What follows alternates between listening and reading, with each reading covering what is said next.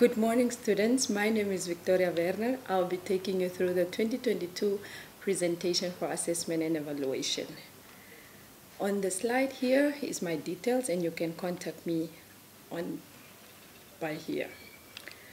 Now, the main goal of this presentation is just to highlight some important aspects of the module that you require in preparing for the assignment as well as the exams. The content of the presentation will focus more on topics which are known to be challenging to you as students, and kindly take note that topics which are not covered here in this presentation should not be taken not as important as others. Hence, due to time and the load of the content that we have, not all topics will be covered, and those that are not covered will not be will not be discussed in more detail. Therefore, kindly consult me if you have any questions related to the topics, as well as any further explanation that you would like. Most importantly, I would like you to take note that you need to make sure that you obtain 50% and more in your assignment, as well as also make sure that you obtain 50% and above in your exams in order to pass. Firstly, kindly take note that you need to ensure that you define the following concepts. You need to know how to define them, the terms as well as these concepts. For example, portfolio, informal assessment, formative assessment, continuous assessment, summative assessment, self-assessment, educational objectives, learning outcomes, mode, median, and mean, and so forth. Now, let's look at the purposes of assessment and evaluation. Mainly, we're saying that it's very important in order to inform teaching, as well as to promote and encourage learning, as well as to motivate our learners to create good learning opportunities. It also allows us to be able to give feedback to our learners and also ensure that we give good and high quality standard of education, and it allows us to be able to make sure that the program's outcomes and impact are measured, as well as also to inform future program and planning and designing. It also mainly allows us to be able to ensure that there is transparency as well as accountability. Then we have different techniques for formal and informal assessment. For formal assessment, we have tests where we are trying, or the teacher intends to test the cognitive ability of the learners by testing also the meaning of words to see whether they're able to read, they can count, or looking at their skills, their physical fitness, as well as also testing their spelling. We also have multiple choice tests under formal assessment where we test for knowledge, skills, attitudes, as well as abilities. And essays, which we mainly want to assess application of knowledge, attitudes, as well as values. These are just to mention a few techniques under the formal assessment. Then we have the informal assessment. Here we are looking at a few examples of techniques under informal assessment. Is observation, where the teacher is able to observe the learner's behavior, as well as they're able to document their performance and also their ability on how to make decisions. And then also we have running record, which is an example of a technique under informal assessment, which helps to obtain more detailed insight on behavior over a period of time. Event sampling helps identify behaviors during a particular event over time. Rating scale enables teachers to record data when they are observed, and then checklist enables teachers to observe and easily check of what children know and are able to do. We have the two types of assessment as well, formative and summative assessment. Formative assessment, we're saying that this is any assessment made during the school year in order to improve learning and to help shape and direct teaching and learning process. While summative assessment is made at the end of the school year based on the accumulation of the progress and achievement of learners throughout the year in a given subject, together with any end of year test as well as examinations. Now, what are the benefits of formative assessment? We're saying that it's flexible, it's easy to implement, it checks for understanding, as well as it also informs curriculum, and it assesses the teacher, and so much more. While the benefits of summative assessment, it helps us to develop a standardized set of information about each learner's achievement, helps us also determine key learning goals and teaching responsibilities. It also helps us to combine test scores and make educational decisions based on this information, just to mention a few. Then we look at the learning domains of Bloom's taxonomy. We have the cognitive domain, affective domain, as well as the psychomotor domain. The cognitive domain mainly refers to intellectual capability as well as skills. We have a few categories under this domain, which looks at ensuring that we look at knowledge, comprehension, application, analysis, synthesis, evaluation. Then we look at the affective domain, which mainly addresses a learner's emotions as well as feelings towards the learning experience. Here we are looking at behavioral aspects that may be labeled as beliefs, a learner's attitudes, interest, attention, awareness, and values are demonstrated by affective behaviors. Then we look at the psychomotor domain. We are saying that the psychomotor domain focuses on performing a sequence of motor activities to a specified level of accuracy, smoothness, and rapidity of force. This domain functions on the manual level as well as physical areas on the learners and are expected to acquire skills and to do something. In this type of domain, we also expect learners to produce a specific product. Then we look at learning outcomes and educational objectives. We're saying that a learning outcome is a statement which shows what a learner is expected to know, understand, and be able to demonstrate after completion of a process of learning. While an educational objective is much broader than the learning outcome, and they are in fact a policy statement that gives direction to the education system and provide foundation on which to build the education system. What are the purposes of learning outcomes? Is to give learners a clear understanding of what is expected from them, which is very crucial. Give the teacher a clear indication of the content, which learning activities as well as which assessment activities should be used, as well as also it influences the learning domain and level of learning required. Now, the purposes of educational objective is to prepare teaching and or learning programs, facilitate the course planning, as well as learning, evaluation, and also help in curriculum design, help also in selecting the approach of instruction. Then we have multiple intelligences, as we are going to be dealing with learners of different types of intelligences. We're saying that each learners differ from one another, and each learner might have one of the few of the above stated or the many more that we also have in the study guide. Hence, it's crucial to understand the type of intelligences. But to mention a few, we'll look through. There's verbal linguistic intelligences, which we are looking at verbal skills and sensitivity to the sound, meaning, and rhythm of words, while some learners will have mathematical logic intelligence. They are able to think conceptually as well as abstractly, and they also have a capacity to discern logical or numerical patterns. Some learners have musical intelligence. We are able to produce appropriate rhythm, pitch, and timbre.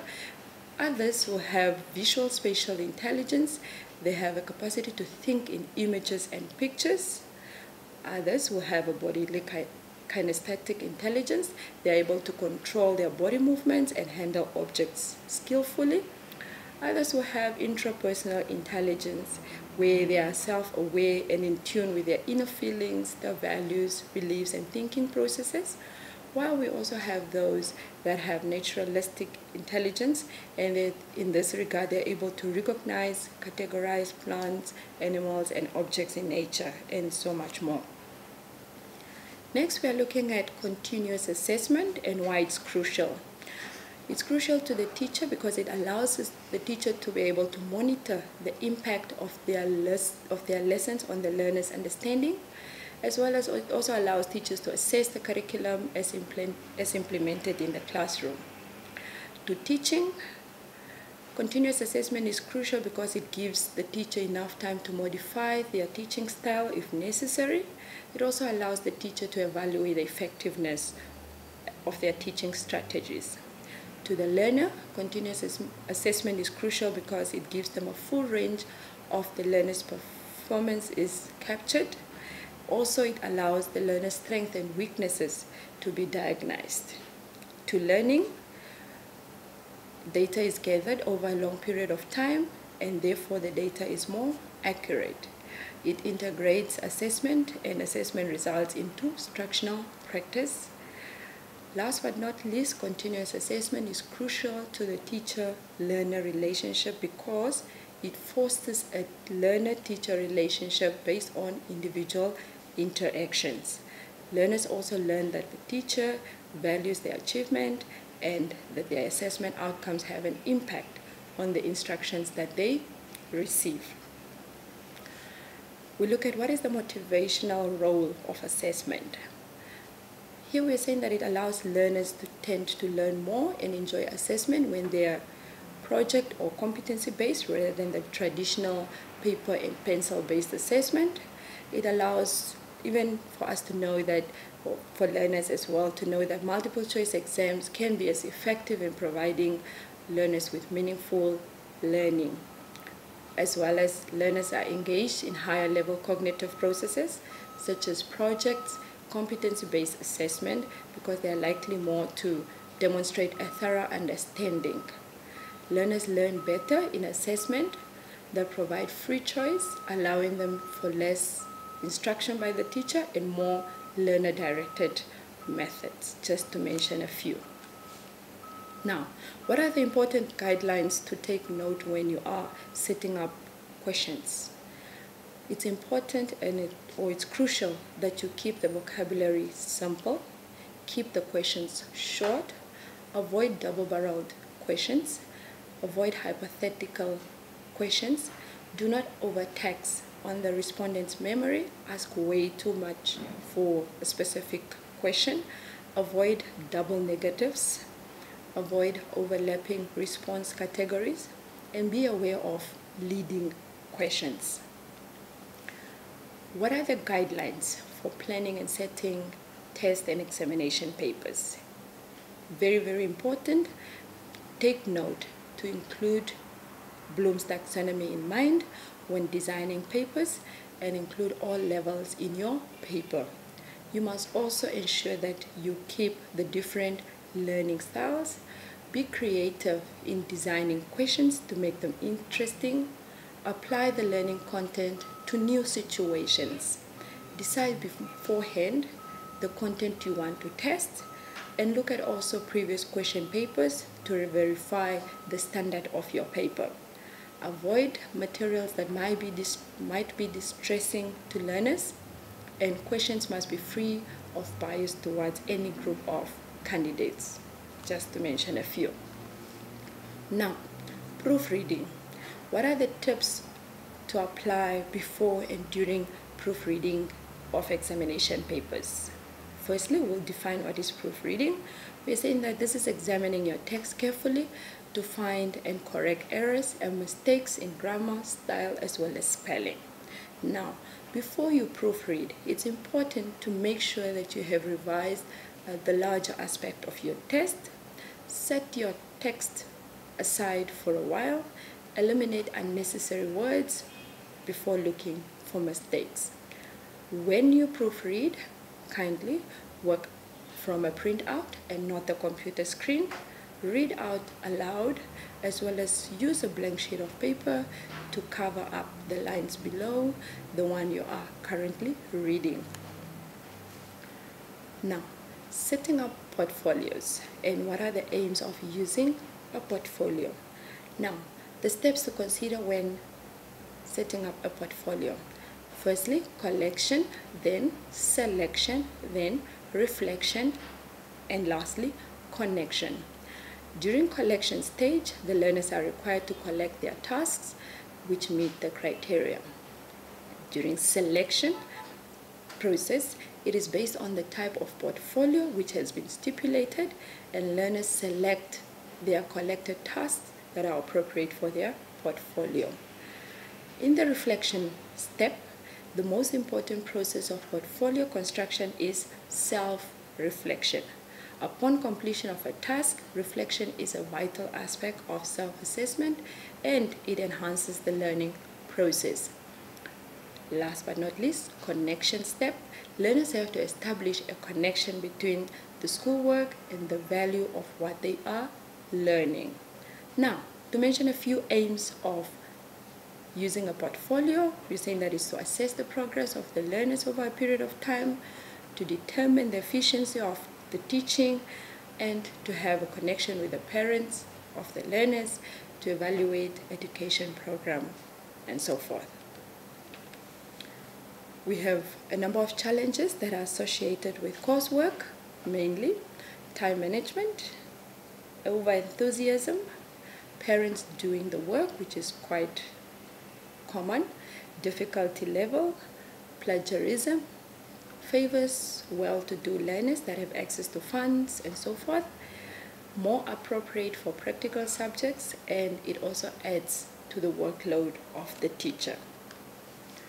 Now, we have measures of central tendency, which are the mode, the mean, the median, and the range of scores.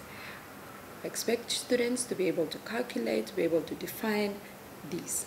Mode, the mode of a distribution is simply defined as the most frequent or common score in the distribution, while the mean is the most common measure of central tendency and the one that can be mathematically manipulated. We define it as the average of a distribution, and it's equal to x over n. Median, we are saying that this is the score that divides the distribution into halves, where half of the score are above the median and the other half is below, when the data is arranged in numerical order, either from the highest to the lowest or from the lowest to the highest. Range of scores, the simplest measure of variability, which is to compute and understand, is the range. The range is the difference between the highest and the lowest score in a distribution. We look at a marking scheme, or what is commonly known to us as memorandum. A marking scheme is a set of criteria used in assessing learners' learning. There is a wide variety of marking schemes for different purposes. The assessment activity that you are assessing will guide the design and the use of a particular marking scheme. Moderation. We define moderation as a process whereby teachers compare judgments to either confirm or adjust them. The purpose of moderation is to develop shared understandings of what learners' achievements look like, develop accuracy and reliability in marking judgments, strengthen the value of the teacher's judgment, inform well-targeted teaching programs, make judgments in relation to the syllabus, standards, and so much more. Now, when designing assessment activities, it's important to consider that we have left brain students as well as right brain students. Now, these are some of the factors that you need to consider when setting up assessment activities for left brainers, because left brainers are good at expressing themselves in words, good with symbolic language, and can easily memorize vocabulary, words, and they're good at taking notes as well as making a list. They're also good at writing as well as spelling, and they're good at mathematics and can easily memorize math formulas and so forth. Now, the right brainers are, they need to see real, feel, or touch a real object. They also prefer hands-on activities, and they also need to draw a math or other problems in order to understand it. They learn visually, not by listening to a lecture-style class, and they also need support in making assignment lists or study schedules. They also require more time to write a paper, and they require more revision to get it to say what they want it to say. We have what we know as national school audits. Now, effective use of the findings of a national assessment will include the following. It will involve policy and decision makers in the design of assessment to address issues that they have identified as of pressing interest, as well as also it helps us to be able to communicate results in a timely fashion and in a form that is intelligible to key users, just to mention a few. The main objectives of national school audits are to determine how well learners are learning in the education system, whether there is evidence of a particular strength and weaknesses in the learners' knowledge and skills, whether particular subgroups in the population perform poorly, etc. All the best for your exams. Do not hesitate to contact me on my contact details. Thank you.